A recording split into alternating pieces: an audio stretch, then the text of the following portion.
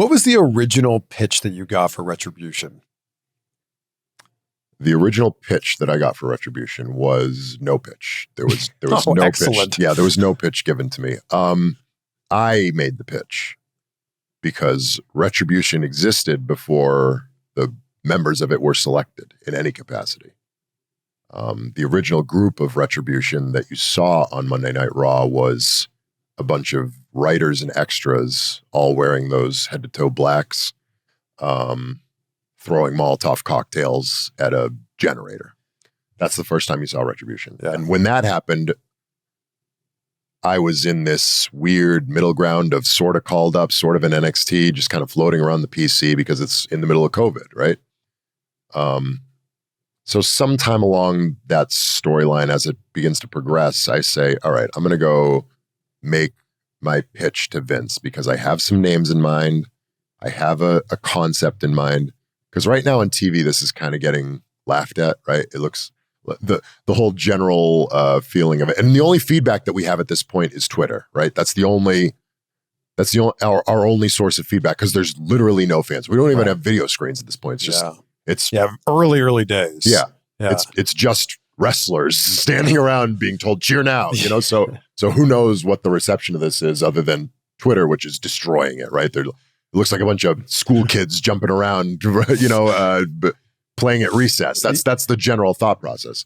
So I'm like, okay, but they're clearly invested in this project, right? It's a mainstay of Raw and SmackDown. They're destroying the ring on SmackDown. They're sawing the thing. The commentators are running away. They're running angles where Ric Flair's punt kicking or Randy Orton's punt kicking Ric Flair and the lights turn out because of Retribution. So I'm saying, okay, they're invested in this angle. Let me give them more of a reason to invest in this angle. I have the perfect set of people to execute this. I have a good vision as to why. I can tie it all in. I can keep continuity. Let me pitch all of this directly to Vince. He's easily accessible because he's at the Performance Center where we are every day. So I film, as I was telling you earlier, I like to film vignettes in like my basement and stuff. So I filmed this little vignette in my basement. I bring it on an iPad. I type up a thing with a list of names, a lot of the names that ended up being in Retribution, some that were, some that weren't. A whole synopsis of why we're doing what we're doing, what we look like, what our motivation is. And I gave it to him and I showed him the video, and we had not a conversation, but I presented all of it to him straight there. He watched all of it. He absorbed all of it. And then he gave me a 5-minute talk about professionalism, which is an interesting conversation in hindsight, but it's a conversation that happened. I think that's based on the fact that the first time I ever met him, so this is the second time I ever met him. The first time I ever met him was about a month earlier, and I was told through the grapevine that I made a very bad first impression. I don't necessarily know why, but I think it was because I was a fan in the PC, not even the Thunderdome yet, but the PC, because they had NXT wrestlers and I was sort of called up too. But they told us to dress like fans, basically. So I walked in to just introduce himself because I'd been told I'd been called up to Raw, and I'm kind of dressed like a fan basically at that point. Yeah.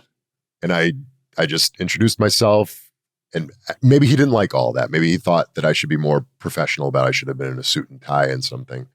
Because that was basically the talk he gave me after I made the pitch about Retribution, was like, he's like, you need to have more respect, for these board members, these CEOs. And then he goes, not me. Like he's one of the boys.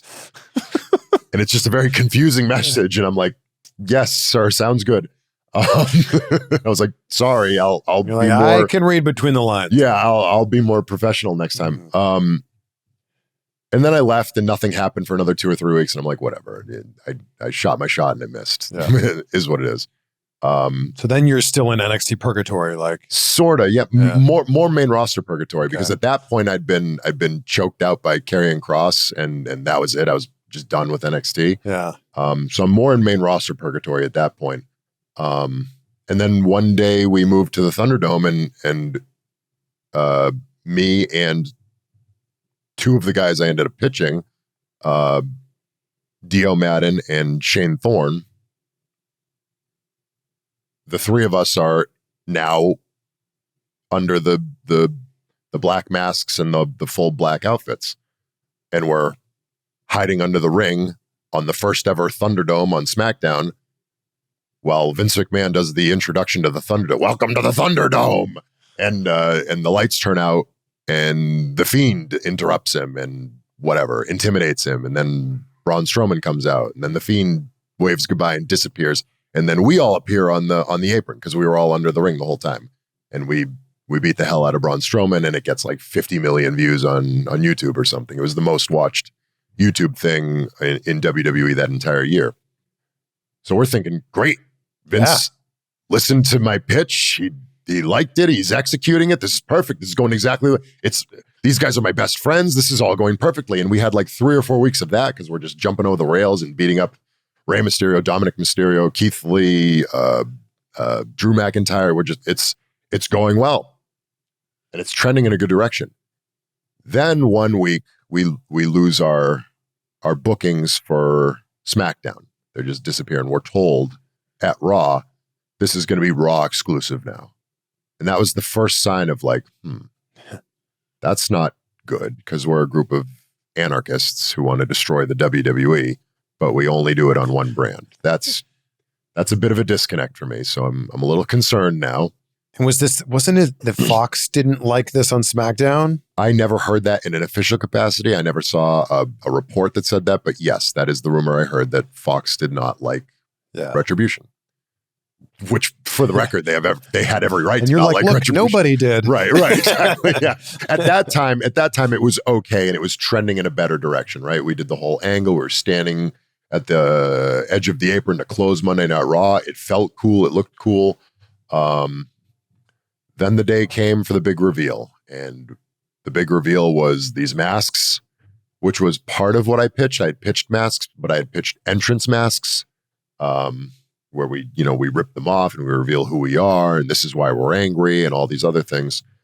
We were not going that route. We were going a different route. And we were told that our names were T-Bar and Slapjack and Mace and Reckoning and Retaliation. And we were like, uh-oh.